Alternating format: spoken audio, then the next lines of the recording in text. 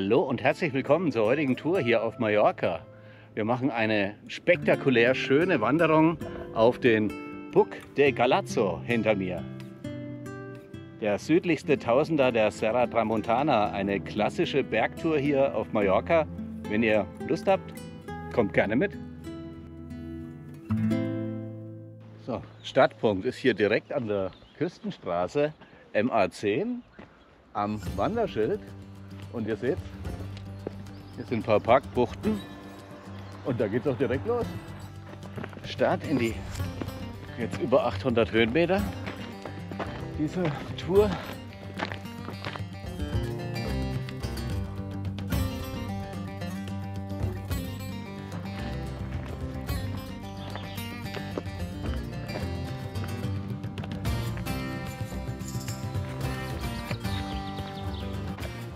Nach wenigen 100 Metern schaut euch das an. Die Berge, super schöner Weg.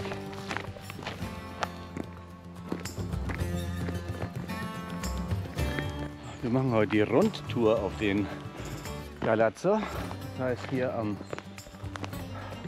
Rastplatz kommen wir hoch und in einigen Stunden kommen wir da drüben dann wieder an diesen Punkt und gehen dann zurück.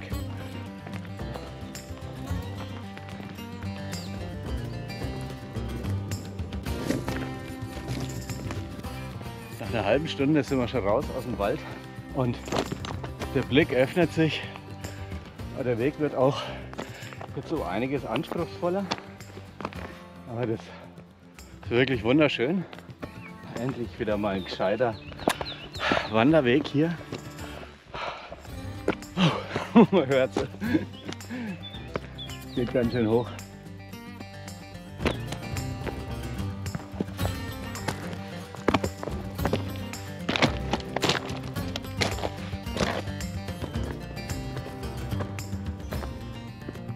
Nach 40 Minuten weitet sich der Blick. Einfach toll, wir sind jetzt schon begeistert von diesem wunderschönen Weg. Wir umlaufen jetzt hier die Felskante auf der linken Seite und weiter geht's. Und da sieht man auch schon das Anspruchsvolle an der Tour. Also im Sommer, wenn es heiß ist, ist hier einfach sehr sonnig. Herrlich. Ich glaube, das ist herrlich, das wiederhole ich heute noch ein paar Mal.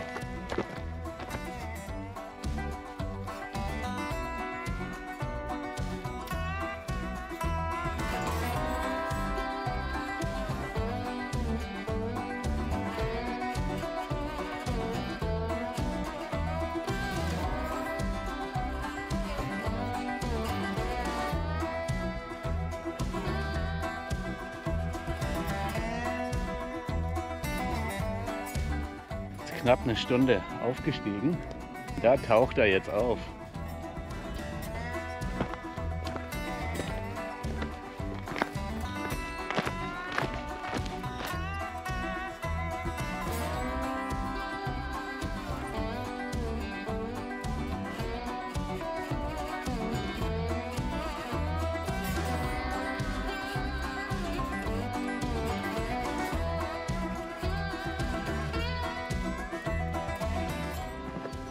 Zum Glück hat es hier oben doch noch ein paar Bäume, die ein bisschen Schatten spenden. Sehr, sehr angenehm.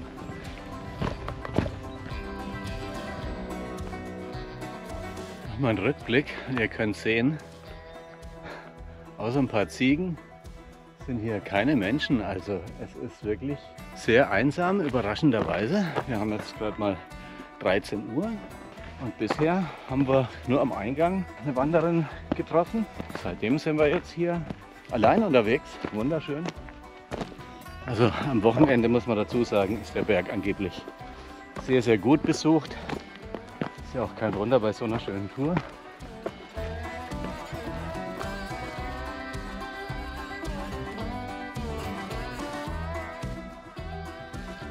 Das Gelände wird jetzt auch etwas alpiner.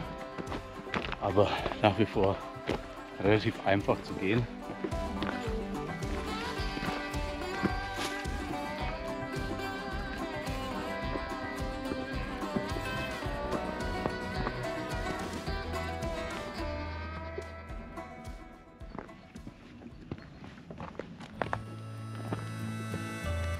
Ab und zu gibt es mal ein paar Steinmännchen hier, aber der Weg ist trotzdem relativ gut erkennbar. Ihr seht es ja, es gibt ein paar Stellen, wo es dann mehrere Optionen gibt, aber an sich bisher die Wegfindung relativ einfach.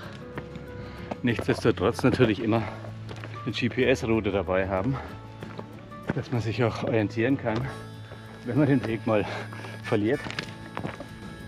Da auch gleich noch ein Pro-Tipp.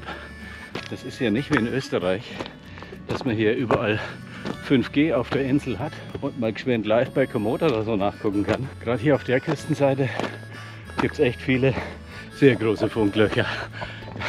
Da ist gar nichts. Also nicht mal Edge.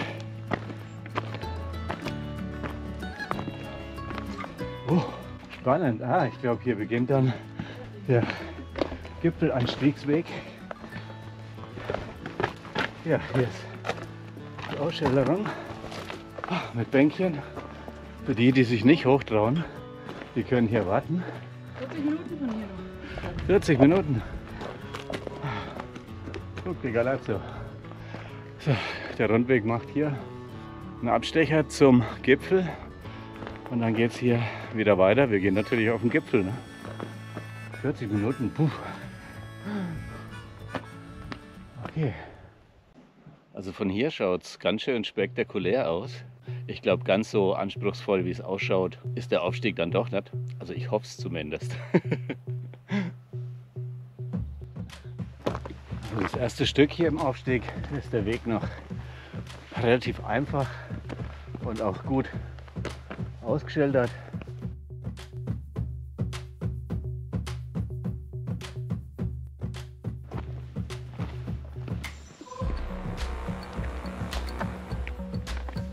Schön an der Felskante entlang. Der Weg ist toll zu laufen. Man findet hier immer auch schöne Tritte. Also ist auch, wenn man gemütlich geht, gar nicht so anstrengend. 25 Minuten. Ja. Jetzt wird es, glaube ich, ein bisschen steiler hier. Hinter mir geht's hoch. Julia, machen wir einen Einstieg, suchen wir die Ideallinie.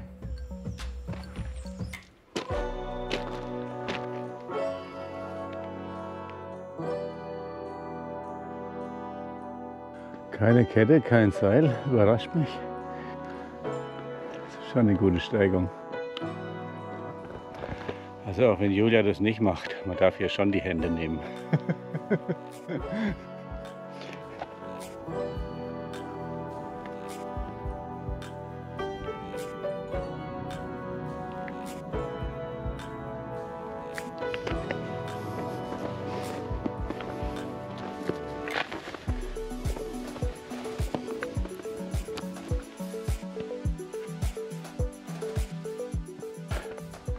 Cool.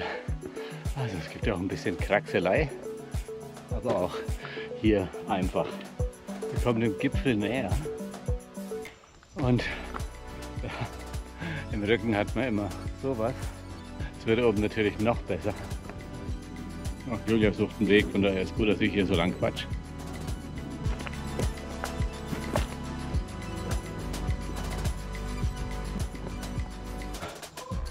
Also ja, eine leichte Wanderung kann man das jetzt nicht mehr nennen, aber immer noch als Wanderung zu bezeichnen und zu empfehlen. Darum lasse ich Julia immer vor. So, hier wissen wir jetzt gerade noch auch nicht, wo es weitergeht, aber kletter doch mal vor hier. Wir testen. Check das mal aus. Tada! Hier, das mallorquinische Gipfelkreuz. Noch sehe ich keinen Menschen hier, das gibt es doch gar nicht. Eigentlich ist es ja schon ein sehr bekannter Berg und ich glaube, wir sind allein am Galazzo.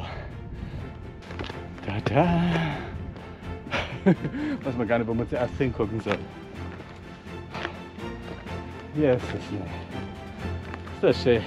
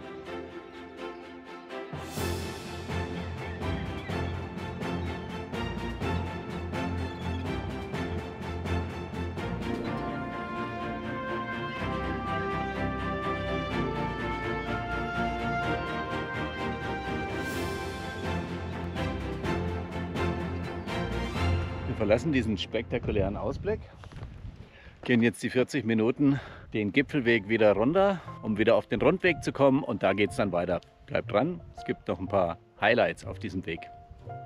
Wir sind zurück hier am Abzweig. Ja, der Abstieg, der war jetzt schon durch das teilweise kiesige, steinige Gelände gar nicht so leicht. Also ein bisschen Trittsicherheit sollte man auf jeden Fall haben, wenn man da runter geht. Aber es ist gut machbar. Und wir setzen jetzt unsere Rundtour fort. Und der nächste Wegabschnitt, ich weiß noch nicht, wie es weitergeht, aber das schaut schon mal schön aus.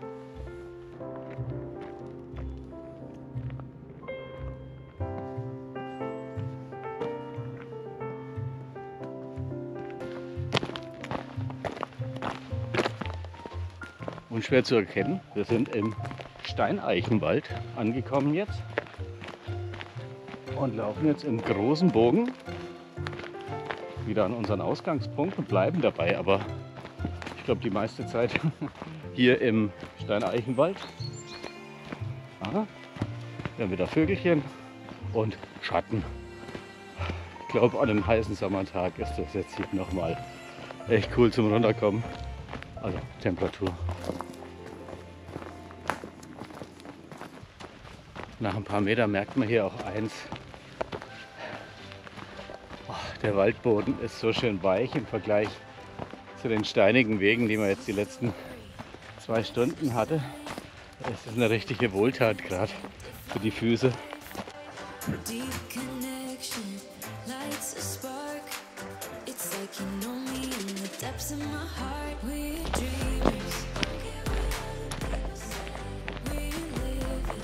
Also dieser Wegabschnitt hier ist jetzt natürlich nicht so aussichtsreich wie der erste Teil der Rundwanderung, aber geht in ganz leichtem Gefälle die ganze Zeit hier bergab. Also sehr, sehr angenehm zu laufen.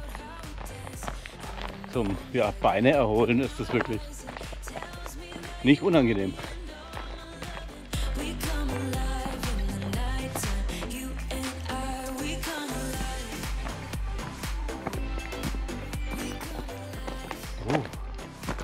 Ein paar schöne Ausblicke hat der Weg dann doch noch, also ist nicht nur weit. Und es geht auch noch ein paar Höhenmeter hoch wieder, sind nicht nur runter. Hier scheint es noch einen Balkon zu geben auf dem Weg mitten im Wald. Jo.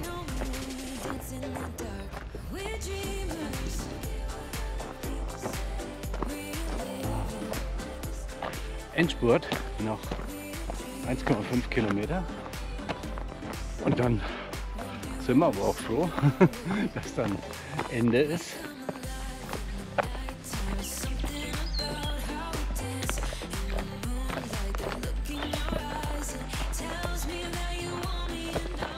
Hier ist auch der Rastplatz, wo wir heute Morgen abgebogen sind in unserer Rundtour.